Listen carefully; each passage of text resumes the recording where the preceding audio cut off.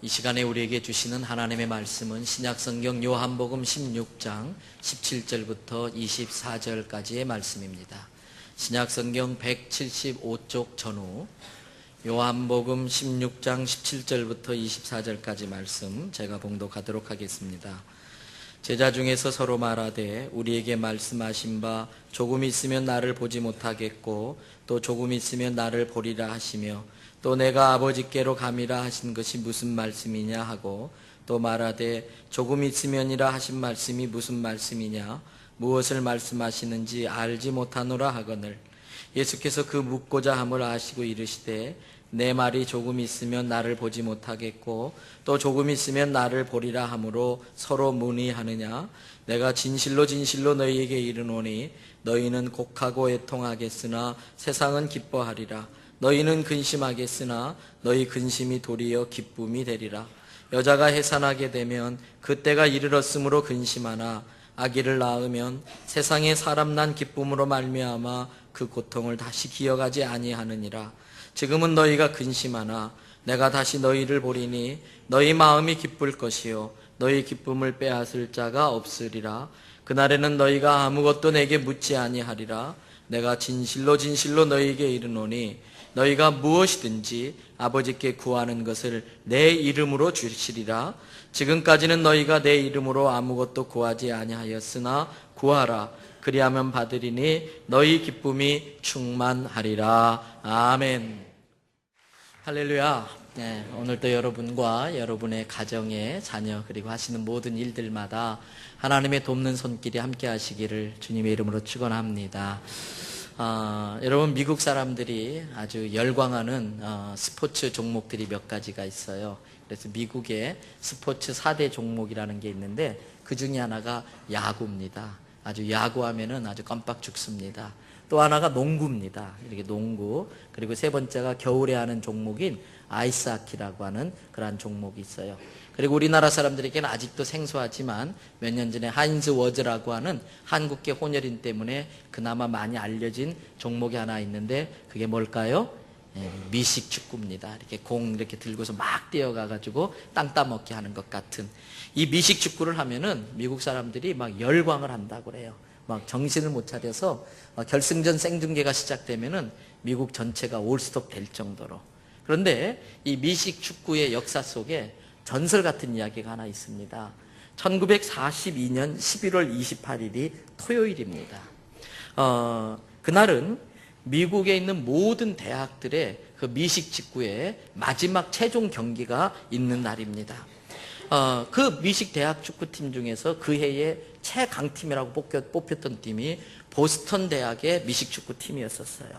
이 보스턴 대학 축구팀이 이제 마지막 경기를 갖는 토요일인 것입니다. 여러분 보스턴 대학팀은 어느 해보다도 그 해에 최고의 전력을 갖고 있었기 때문에 아주 뛰어난 기량의 선수들이 모여 있었기 때문에 거의 1년 내내 모든 경기를 승리로 다 이끌 정도로 강력한 팀이었습니다. 무엇보다도 그 팀들의 모든 선수들이 아주 특이하게 전부 다 독실한 크리스찬들로 구성되어져 있더라는 거예요. 그래서 그들은 강팀임에도 불구하고 시합할 때마다 선수 전체가 모여서 동그랗게 모여서 기도를 합니다. 하나님, 오늘도 우리가 어떤 팀을 만나도 최선을 다하겠습니다. 하나님이 도와주시지 않으면 우리가 어떤 약한 팀을 만나도 절대 우리 힘으로 이길 수는 없습니다. 하나님 우리를 도와주시기를 바랍니다. 그리고 어떤 팀을 만나도 모든 선수들이 아주 겸손하게 최선을 다해 경기를 해서 승리를 이끌었다는 거예요. 그런데 그날 마지막 경기의 상대가 홀리크로스라고 하는 대학의 팀이었었어요. 근데 이 팀은 전적이 10전 4승 6패. 그래서 거의 최하위권에 들 정도로 실력이 아주 약한 팀이었어요. 관중들도 그렇고 중계석도 그렇고 언론 기자들도 그렇고 이 경기는 보나마나 보스턴 대학이 이기는 경기다라고 예상을 했어요. 그래서 대학 관계자들은 이제 그 해의 마지막 경기가 끝나면 선수들과 관계자들을 전부 모아서 호텔에서 큰 파티를 하려고 이제 이길 걸 예상하고 호텔을 예약하고 준비를 잘 해놨어요. 그런데 여러분 그 결과가요 어떻게 됐을까요? 졌을까요? 이겼을까요? 쪽집게 들이시네. 어떻게 아셨어요? 졌어요. 그것도 예상외로 아주 너무 큰 점수차로 쳐가지고 막 의외의 결과가 나온 거예요. 이상하게 그날따라 선수들이 힘을 쓰지 못하고 전혀 예상 밖의 결과가 된 거예요. 이제 시합이 끝났어요. 어차피 그 해의 우승은 어떻게 하긴 하겠지만은 그래도 이은 기분이 아니지 않습니까? 그래서 선수들과 대학 관계자들은 그날 저녁 파티할 기분이 안 나니까 그냥 그만둡시다. 그리고 파티 취소하고 다 집으로 가버리고 말았어요. 근데 그 다음날 아침에 신문을 보고 깜짝 놀랐어요. 선수들과 대학 관계자들이 그 본 신문에 보니까 어젯밤 그 보스턴 대학팀이 파티를 하려고 했던 그 호텔에 밤에 큰 불이 났는데, 이건 보스턴 역사에도 굉장히 가슴 아픈 사건인데, 그 호텔에서 자그마치 491명이 사망했어요. 여러분, 하나님께서 자기의 신실한 그 선수들을 보호하시기 위해서 경기에 패하면서 하기까지라도 선수들을 지켜주신 줄로 믿습니다. 그렇습니다. 하나님은 자기의 자녀들, 자기의 백성들을 언제나 불꽃 같은 눈동자로 지키시고 하나님의 능한 팔로 지키시고 보호하시는 줄로 믿습니다. 사랑하는 대연성결교 성도 여러분, 그 하나님을 믿으십니까? 그 전능하신 하나님이 나를 눈여겨보아 주시고 나와 함께 하여 주시고 나를 지켜주시는 걸 믿으십니까? 그 전능하신 하나님이 우리의 기도를 들으시고 우리의 기도를 응답하시는 것도 믿으시기를 바랍니다. 오늘 본문인 요한복음 16장은 이제 예수님께서 제자들과 3년의 공생애를 다 마무리하면서 그 십자가의 죽음을 맞이하시게 돼요. 그래서 제자들에게 그 이야기를 해주는 마지막 고별 설교와도 같은 내용인 것이에요. 그래서 너희들이 잠시 후엔 나를 보지 못하게 될 거다. 그러나 지금은 근심하게 되지만 근심하지 말아라. 잠시 후에 나를 또 보게 될 거다. 그러니까 제자들이 아직도 예수님이 무슨 말을 하는지를 이해를 못한 거예요. 헷갈리고 있는 거예요. 여러분 17절 말씀 다 같이 한번 어리둥절해하는 제자들의 모습을 한번 읽어보도록 하겠습니다. 다 같이 읽으실까요? 제자 중에서 서로 말하되 우리에게 말씀하신 바 조금 있으면 나를 보지 못하겠고 또 조금 있으면 나를 보리라 하시며 또 내가 아버지께로 가미라 하신 것이 무슨 말씀이냐 하고, 자꾸 예수님이 이상한 말씀하시고 내가 죽으러 간다, 너희들과 헤어질 거다. 그러니까 제자들이 불안한 거예요. 그리고 두려워지는 거예요. 그런 제자들을 보신 예수님께서 이 요한복음 16장 고별 설교를 통해 두 가지 약속을 해주시는 거예요. 첫째는 내가 너희들을 떠나면은 내가 너희들에게 내가 떠난 대신 너희를 도와주는 영을 보내주시는데 보혜사 성령을 보내주겠다. 7절 말씀 우리 다 같이 함께 읽도록 하겠습니다. 그러나 내가 너희에게 실상을 말하노니 내가 떠나가는 것이 너희에게 유익이라. 내가 떠나가지 아니하면 보혜사가 너희에게로 오시지 아니할 것이요 가면 내가 그를 너희에게로 보내리니. 그러면서 이 보혜사 성령이 불안함과 두려움에 떨고 있는 제자들에게 어떻게 역할을 해주시는가를 13절에 설명을 해주고 있어요. 우리 다 같이 13절 말씀을 또 읽겠습니다. 그러나 진리의 성령이 오시면 그가 너희를 모든 진리 가운데로 인도하시리니 그가 스스로 말하지 않고 오직 들은 것을 말하며 장래 일을 너희에게 알리시리라. 인간의 몸으로 이 땅에 오셔서 33년 동안 계실 때에 십자가의 죽으심으로 우리가 죄의 용서받을 수 있는 길을 열어놓으셨어요. 또 하나님의 능력으로 사망의 권세를 깨뜨리고 부활하심으로 영생을 허락하여 주셨어요. 그래서 하나님의 자녀로서 영원히 살게 될 천국을 소망하며 살 수 있도록 예수님이 모든 것을 다 해놓으셨어요. 그리고 다시 예수님께서 이제 때가 차고 구원받은 사람의 수가 차면 심판주로 만왕의 왕으로 이 땅에 재림하여 오실 것을 말씀해 주셨어요. 지금 우리는 예수님이 부활하셔서 구원의 길을 열어놓으시고 이제 하나님께 가셨다가 천국에 우리가 있을 곳이 다 예비되어지면 다시 오셔서 심판하시게 될 그 재림의 때의 중간을 지금 살고 있는 거예요. 여러분 그 기간 동안 예수님께서 세상에 우리만 남겨질 것을 염려하셔서 우리와 함께 하시는 방법이 보혜사 성령님이신 것이에요. 이 보혜사 성령님이 하시는 일은 크게 세 가지라고 할 수 있는데, 첫째는 우리로 하여금 예수님이 나의 구세주 되심을 깨우쳐 주셔요. 그리고 우리로 하여금 예수님이 나의 구주라는 걸 고백하게 함으로써 구원의 길에 들어서게 하시는 거예요. 두 번째, 구원받은 상태이지만 아직도 이 땅에서 할 일이 있어서 이 땅에 사는 동안 성결하고 거룩한 삶을 통해 하나님께 영광을 돌릴 수 있도록 우리로 하여금 죄를 깨닫게 하시고 그 죄를 책망케 하시고 그 죄를 회개케 하심으로 거룩하고 성결한 삶을 삶으로써 하나님께 영광 돌리고, 그러한 우리들을 본 사람들이 우리들의 말을 인정하고 우리들을 통해 예수 믿고 구원받게 할 수 있도록 우리를 죄짓지 않게 도와주시는 분이 성령님이세요. 그러니까 성령이 아니고는 절대 스스로 의로워질 수가 없는 거예요. 세 번째, 성령님이 하시는 것은 우리로 하여금 여러 가지 시련과 연단과 환난을 겪게 될 때에 그것을 피해갈 수 있는 지혜를 주시고, 우리 인생의 길에 빛이 되시고 등불이 되는 하나님의 말씀을 기억나게 하시고 이해하게 하시고 깨닫게 해주시는 것이 성령의 역사예요. 그래서 성령은 구원의 길로 인도하시고, 성령은 우리를 거룩하게 하시고, 성령은 승리하는 하나님의 자녀로 살 수 있도록 능력 주시는 분이라는 걸 깨달으시기 바랍니다. 한마디로 성령님은 예수님의 구원 사역으로 구원의 길에 들어선 우리들이 마지막 종착역인 천국에 갈 때까지 안전하게 사고 없이 갈 수 있도록 안내해 주시는 분이 성령님이신 것이에요. 저는 우리 사랑하는 대연성결교회 모든 성도들이 구원받았을 뿐만 아니라 우리 가운데 계시는 성령님을 사모하고 그 성령님을 환영하고 그 성령님으로 충만한 성도들 되시기를 축원합니다. 그래야 능력 있는 성도의 삶을 사는 거예요. 여러분, 그래서 예수님은 그 불안하고 두려움에 떠는 제자들에게 성령을 보내주시겠다고 약속했어요. 두 번째 약속하신 게 있어요. 두 번째 약속은 기도 응답의 약속이에요. 여러분, 본문 23절 24절 연속해서 우리 다 같이 한 음성으로 읽도록 하겠습니다. 그날에는 너희가 아무것도 내게 묻지 아니하리라. 내가 진실로 진실로 너희에게 이르노니 너희가 무엇이든지 아버지께 구하는 것을 내 이름으로 주시리라. 지금까지는 너희가 내 이름으로 아무것도 구하지 아니하였으나 구하라, 그리하면 받으리니 너희 기쁨이 충만하리라. 할렐루야. 이 말씀이 하나도 의심 없이 그대로 믿어지기를 축원합니다.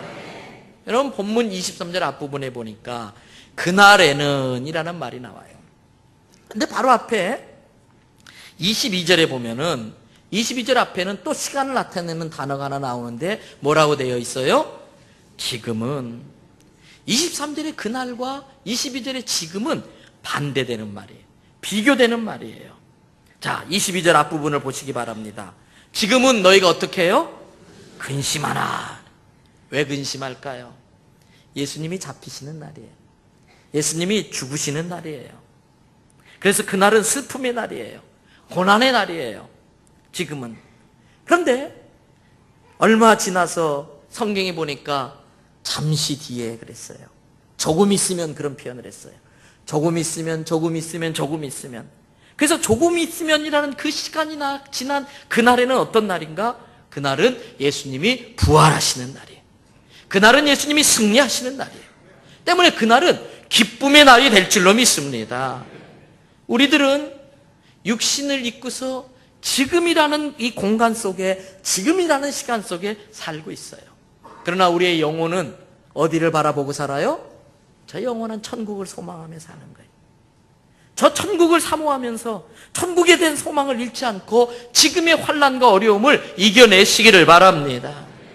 여러분, 그래서 본문 말씀을 쉽게 정리하면 2000년 전에 예수님이 하셨던 그 말씀을 지금 이 종을 통해서 여러분들에게 다시 하시고 있어요. 지금은 비록 내가 너희들 곁에 떠나 있을 수밖에 없지만, 그래서 어떤 당황스러운 일이나 힘든 일이 있을 수 있겠지만, 그러나 두려워하거나 불안해하거나 실망해하지 말아라.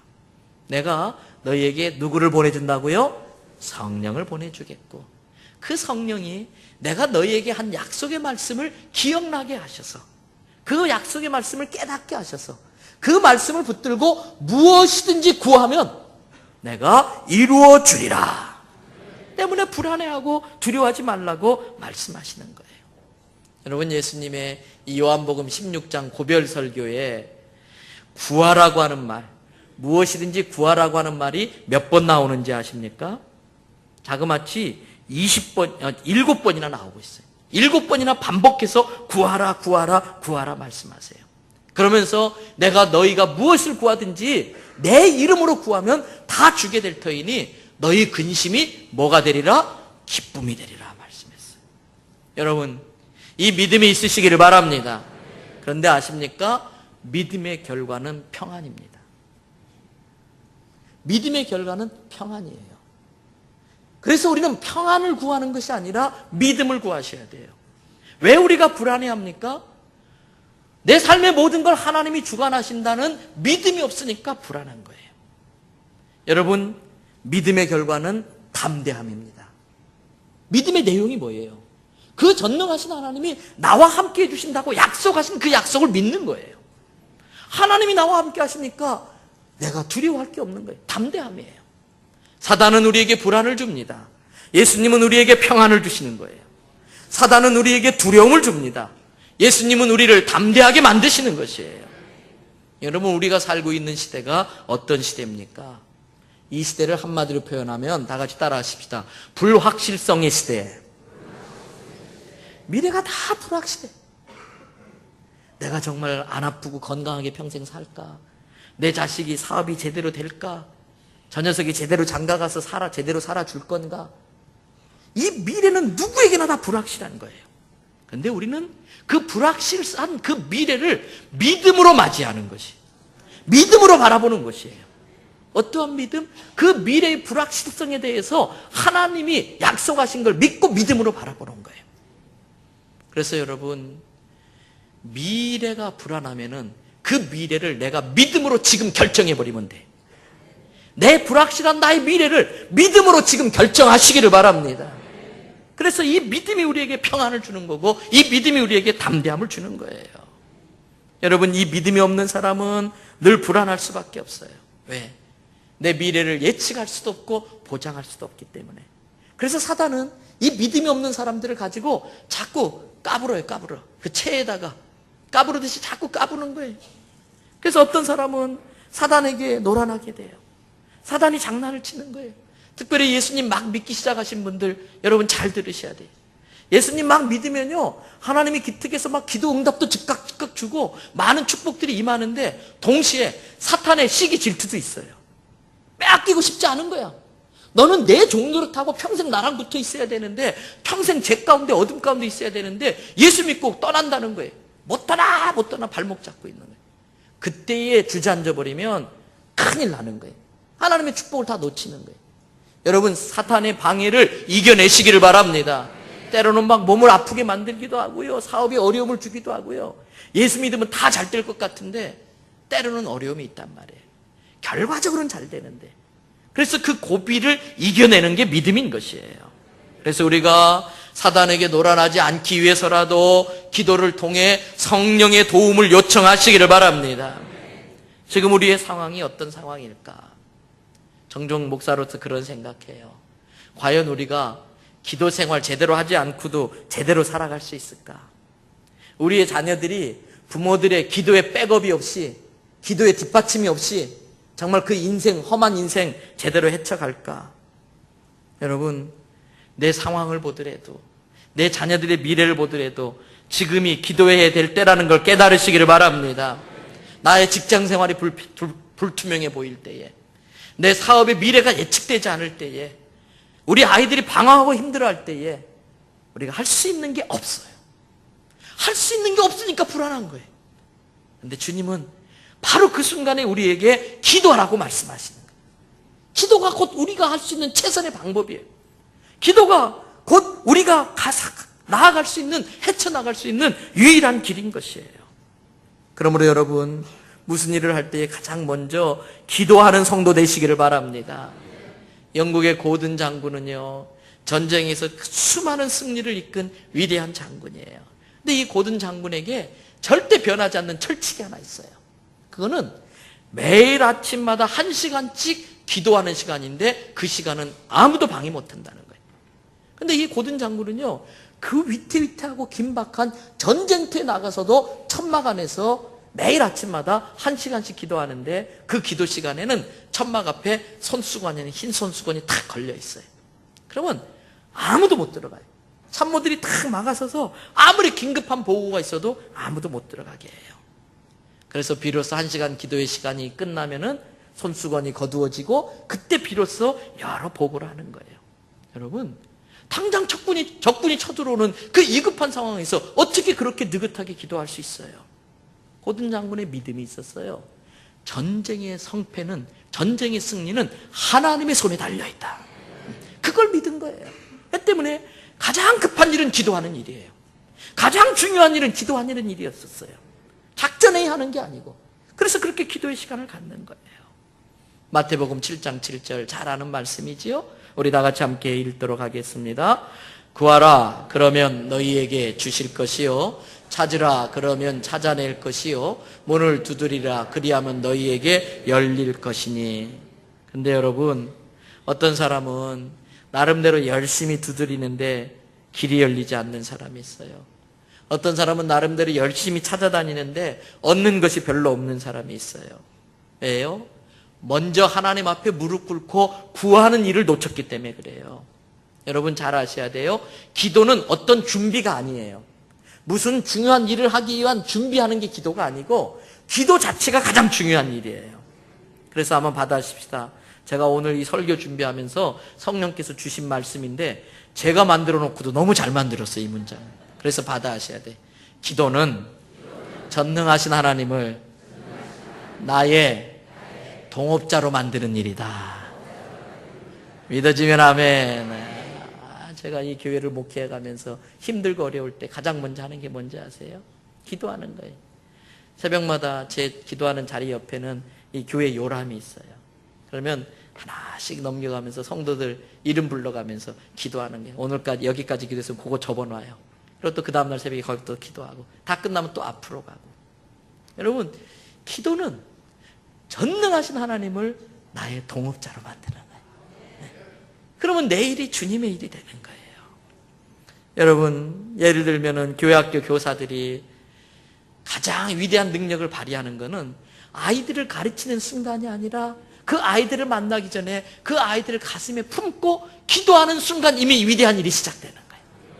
오늘 우리 시온 찬양대 정말 감사드려요. 저는 이 자리가 시온 찬양대로 꽉 차면 좋겠어요. 여러분, 여기까지 찬양대도 괜찮아요. 여기까지 해도 괜찮고요. 많이 지원하세요. 찬양하는 일이 얼마나 귀한지. 근데 이 찬양의 순간도 참 귀하지만 이 찬양을 위해서 여러분이 일주일 내내 기도하셔야 돼요. 하나님, 허물 많고 부족한 저희들이지만 가운 왜 입혀주셨어요? 주님께서 성결하게 해주셨다는 거예요. 저희들을 통해 오늘 예배 중에 이 찬양의 가사를 통해 어떤 성도가 기도 응답받고 주님의 위로받게 하여 주시옵소서. 그 기도하는 순간 이미 찬양은 시작된 거라고요. 그러니까 기도는 준비가 아니라 기도 자체가 사역인 것이에요. 그래서 교회의 가장 무서운 적은 기도를 방해하는 거예요. 교회의 기도가 끊어지면은 그 교회는 끝장나는 거예요. 여러분, 그래서 저는 기도방마다 기도의 사람들로 가득가득 채워지기를 축원합니다. 여러분, 낮에 직장 생활 안 하는 주부들은요, 하루에 한 번씩 교회 놀러 오세요. 어린아이들 교회 놀이터도 있고 카페도 있는데 와서 놀러 오시는 거예요. 그래서 꼭 기도실 한번 들렸다 가는 거예요. 직장 생활 하시는 분들 출퇴근하다가 그냥 습관적으로 교회에 들려가지고, 왜 우리 교회 야간 당직자를 줍니까? 언제든지 와서 기도하시라고. 그러니까 늘 교회는 이 기도가, 그래서 예수님이 주기도문에서 말씀하시기를 뭐에 들지 않게 뭐 하라고요? 다시 한번, 뭐에 들지 않게 뭐 하라고요? 네, 다 같이 따라 합시다. 알기는 잘한다. 시험에 들지 않게 기도하라 그랬어요. 거꾸로 뒤집으면 뭐예요? 기도하지 않으면 시험에 드는 거예요. 여러분, 시험에 들지 않기 위하여 기도할 수 있기를 바랍니다. 여러분, 지금 실패할 때다 할지라도, 지금은 내가 근심 가운데 있다 할지라도, 지금은 불안 가운데 있다 할지라도 예수님의 약속의 말씀을 믿고 기도하면서 성령의 능력을 힘입는 그 순간 내 근심, 걱정, 염려는 다 떠나고 기쁨과 담대함으로 세워지는 걸 믿으시기 바랍니다. 여러분, 전능하신 하나님 앞에 겸손한 기도가 없으면 지금 기뻐하고 지금 웃는 것 같지만 그날에는요, 그 웃음이 통곡으로 바뀌어요. 그 기쁨이 근심으로 바뀌고 염려로 바뀌는 거예요. 여러분, 뭐가 무서운지 아세요? 기도하지 않는데도 잘 되는 거. 뭐가 두려운 일인지 아세요? 예배 설렁설렁 드리고 여차하면 예배 빠지는데도 아무 문제 없이 사업 잘 되는 거. 여러분, 10층 쌓다가 망하는 거예요. 무너지는 거예요. 기도 없이 예배 제대로 안 드리면서 성공하는 게 더 위험한 거예요. 그건 뭐예요? 사단의 미끼예요. 크게 망하게 하려고 작은 성공을 주는데 그 작은 성공에 눈이 멀어서 크게 망하는 걸 예측 못하는 거예요. 깨달으시기를 바랍니다. 때문에 여러분, 하나님 앞에 매달려 기도하는 것이 얼마나 중요한지 몰라요. 구약 성경에 보면 종종 하나님은 시온의 회복에 대한 말씀을 하십니다. 그래서 구약 선지자들의 내용은 지금 내 백성들이 포로로 잡혀가 신음하고 있는데 내가 그 신음소리를 다 들었다. 이제 내가 이 이스라엘 백성을 회복시켜 줄 것이다. 저들이 끌려가 피 흘리며 신음하며 고통 가운데 있지만 저들의 부르짖음을 들었기 때문에 내가 그들을 시온으로 회복시킬 것이라고 하는 거예요. 그러면서 같은 내용을 이야기하고 있는 에스겔서 36장 37절에 보면 이런 말씀이 있어요. 우리 스크린에 37절 말씀 떠올려 띄워주시길 바랍니다. 우리 다 같이 읽겠습니다. 주 여호와께서 이같이 말씀하셨느니라. 그래도 이스라엘 족속이 이같이 자기들에게 이루어 주기를 내게 구하여야 할지라 내가 그들의 수요를 양떼같이 많아지게 하되. 회복시켜 주겠다는 거예요. 그래도 이스라엘 족속이 이같이 자기들에게 이루어 주기를 어떻게 하라고요? 내게 구하여야 된다. 기도는 믿음의 표시거든요. 하나님은 믿는 자에게 역사하시거든요. 그러니까 기도로 우리가 내 상황과 내 자녀의 미래에 대한 나의 믿음을 하나님 앞에 고백할 때에 지금 내 상황과 내 사업은 두려워할 수밖에 없고 근심할 수밖에 없고 울 수밖에 없는 상황에도 불구하고 하나님이 내게 주신 약속이 있기 때문에 나는 믿음으로 기뻐하겠습니다. 믿음으로 내 자녀를 맡기겠습니다. 그 믿음을 고백했더니 그 믿음의 고백이 드려지는 기도를 하나님이 받으시고 역사하시기 때문에 내가 회복시켜주지만 그래도 너희가 내게 구하여야겠느니라. 그래서 주님은 구하는 자에게 주신다는 걸 믿으시기를 바랍니다. 그러면 무엇을 구해야 될까요? 오늘 본문 23절 말씀은 우리에게 어마어마한 약속을 해놨어요. 23절 보세요. 중간부터. 내가 진실로 진실로 너희에게 이르노니, 그 다음 뭐라고 했어요? 너희가 무엇이든지. 할렐루야. 이 무엇이든지라고 하는 단어가 뭐예요? 네가 원하는 거 무엇이든지, 네가 필요로 하는 거 무엇이든지, 네 판단에 불가능하다고 생각되는 그 무엇이든지 구하라. 마치 백지수표와도 같은 거예요. 이 말씀은 우리의 기도의 폭을 막 넓혀주시는 거예요. 여러분, 겨자씨만한 믿음이 산을 옮긴다? 보리떡 5개, 물고기 2마리로 5,000명 먹인다? 어처구니 없는 이야기잖아요. 말도 안 되는 이야기. 그런데 기도는 그걸 가능하게 한다는 거예요. 그래서 기도를 통해 산을 옮기고, 기도를 통해 여리고성을 무너뜨리고, 기도를 통해 요단강을 갈라내라고 하는 거예요. 그래서 마가복음 11장 24절 예수님이 하신 말씀이에요. 우리 다 같이 함께 읽겠습니다. 그러므로 내가 너희에게 말하노니 무엇이든지 기도하고 구하는 것은 받은 줄로 믿으라. 그러면 너희에게 그대로 되라. 할렐루야. 여러분, 그래서 제가 목회하면서 볼 때에 이 세상에서 제일 간 큰 사람이 뭐 누군지 아세요? 기도 안 하는 크리스찬이에요. 그리고 이 세상에 제일 어리석은 사람이 누군지 아세요? 기도하지 않는 크리스찬이에요. 왜? 기도를 통해 주시겠다는 약속들이 얼마나 많은데, 그리고 우리의 삶이 얼마나 많은 사탄의 유혹과 공격이 있는데, 우리 자녀들을 길가에 내놓는 거, 그거 정말 위험한 일인데 24시간 쫓아다니지도 못하고 어떻게 해요? 안 보이는데. 근데 기도는 우리 자녀들이 하는 곳곳마다 쫓아다니는 걸 믿으시기 바랍니다. 그래서 여러분, 기독교에 전통적으로 전해져 내려오는 말이 있어요. 기도하는 부모가 있는 자식은 결코 망하는 법이 없다. 기도하는 부모가 있는 자식은 만사형통하는 거예요. 기도하는 부모가 있는 자식은 잠시 어려움이 있을 수 있지만 합력하여 선을 이루게 되는 거예요. 반대로 부모가 기도하지 않으면 그 자식의 가는 길이 가시밭길이 될 수도 있다는 거예요.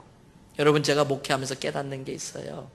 사건, 사고 터지고 기도해도 하나님은 우리의 기도를 들으셔서 수습은 주십니다. 그러나 문제는 수습되어져도 시간 잃고 기회 잃고 건강 잃고 사람 잃고 돈 잃고, 사건 사고 터져서 기도해도 하나님이 아버지이시니까 우리의 기도를 들어서 그 사건을 수습해 주긴 하지만은 시간 잃고 사람 잃고 기회 잃고 건강 잃고 돈 잃고. 그래서 수습보다 예방이 더 좋은 거예요. 우리가 왜 건강검진합니까? 그게 더 싸거든요.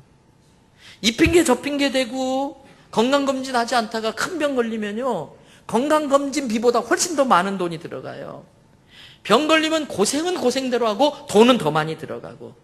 그래서 건강검진하는 거 아니에요? 신앙생활도 마찬가지예요.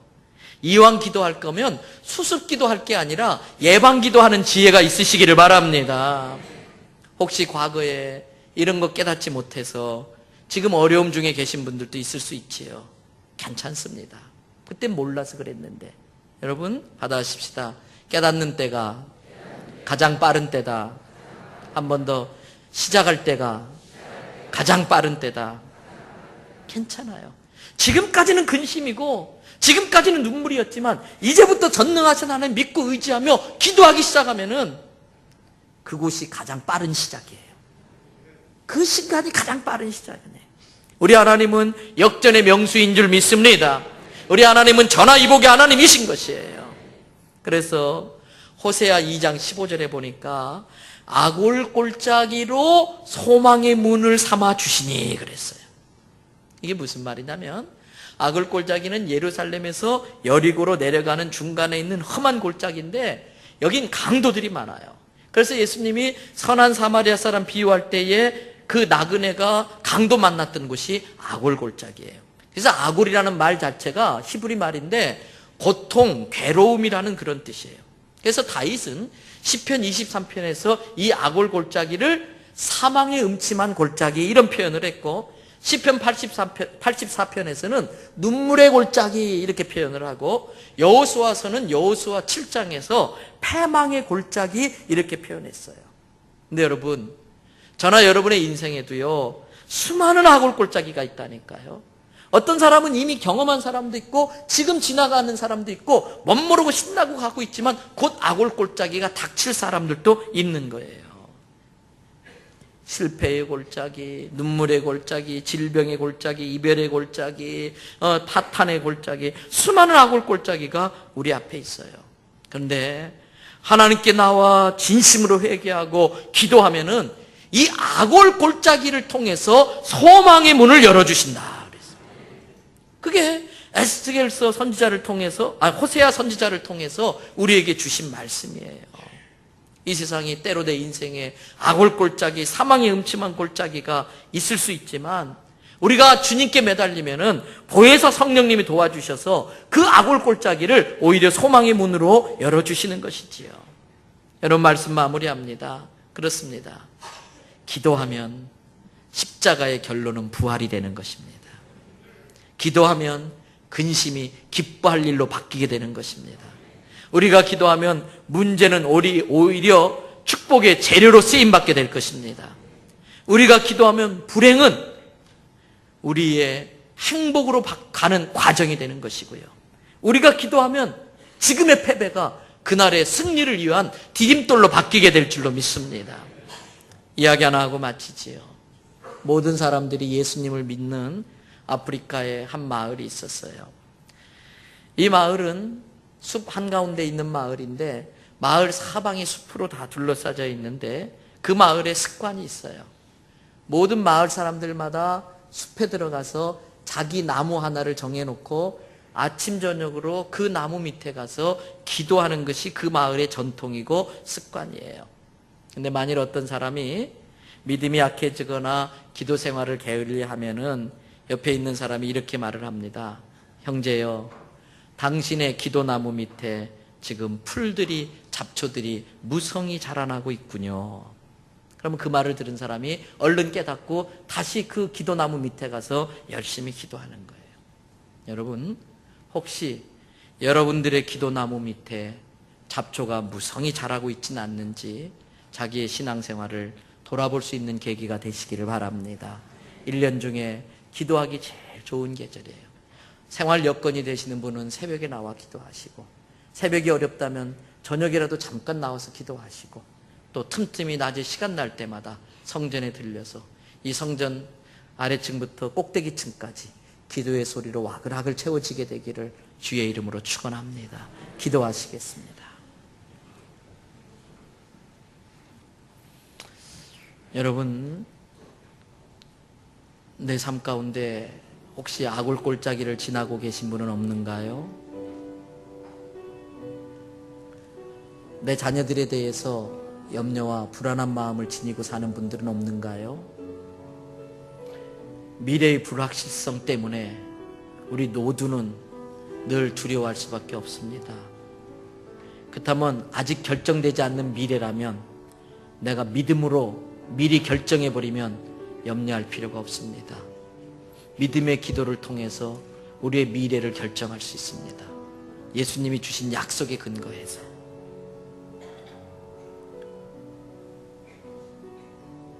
여러분의 기도의 나무 밑에 혹시 잡초가 무성히 솟아 있지는 않는지 한번 돌아보십시오. 기도의 눈물을 미리 쏟으면 내 육신의 눈에 피눈물 쏟을 일을 막을 수가 있습니다. 내가 자식들을 위해서 기도할 때에 자녀들의 앞길에 가시밭길이 거두어지는 역사가 일어나지요. 우리 이 시간, 주님, 제가 내일부터 다시 기도의 무릎을 꿇겠습니다. 결단하십시오. 어느 시간이 되었든, 꼭 교회가 아니더라도 직장에서, 가정에서 내 기도가 내 인생을 보장하고 내 가정을 책임지고 내 나라와 민족을 지키는 것이 나의 기도의 능력인 것이지요. 다 같이 합심으로 기도하겠습니다. 사랑과 은혜가 많으시고 자비와 긍휼이 풍성하신 아버지 하나님, 오늘 저희들에게 귀한 주의를 허락하여 주시고 이렇게 주님 존전에 나와 여호와를 경배하고 찬양하며 예배하게 하여 주시니 감사를 드립니다. 이 시간 우리들이 주님 앞에 은혜를 구하며 기도합니다. 아버지 하나님, 우리들이 주님 앞에 기도의 무릎을 꿇을 때에 위대한 주의 일들이 시작되어지는 줄을 믿습니다. 하나님, 놀라운 주의 일들이 일어나게 되는 줄을 믿습니다. 저희를 도와주세요. 저희에게 은혜를 베풀어 주세요. 하나님의 능력을 나타내 주세요. 우리 성도들이 결단하게 하시고 행실하게 하여 주시옵소서. 주님 감사합니다. 홀로 영광 받으시옵소서.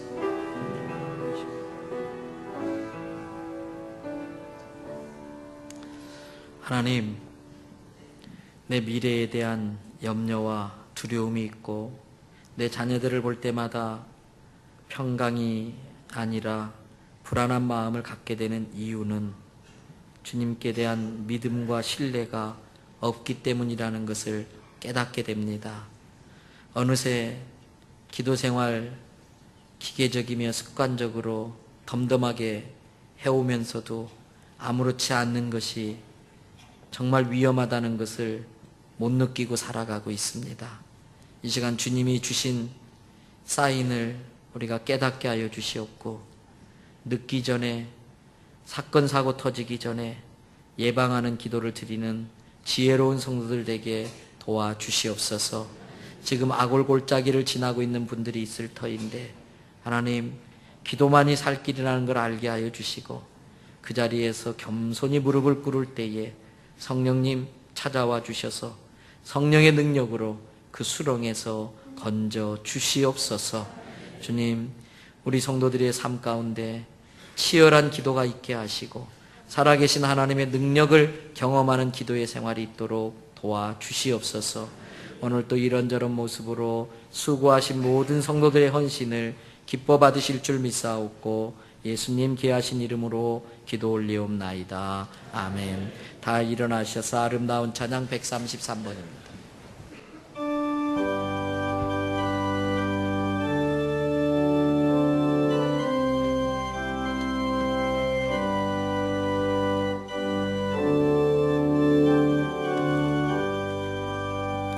기도할 수 있는데 왜 걱정하십니까? 기도하면서 왜 방황하십니까? 기도할 수 있는데 기도할 수 있는데 왜 실망하십니까? 기도하면서 왜 방황하십니까? 주님 앞에 무릎 꿇고 간구해 보세요. 마음을 정결하게 뜻을 다하여 기도할 수 있는데 왜 걱정하십니까? 기도하면서 왜 염려하십니까?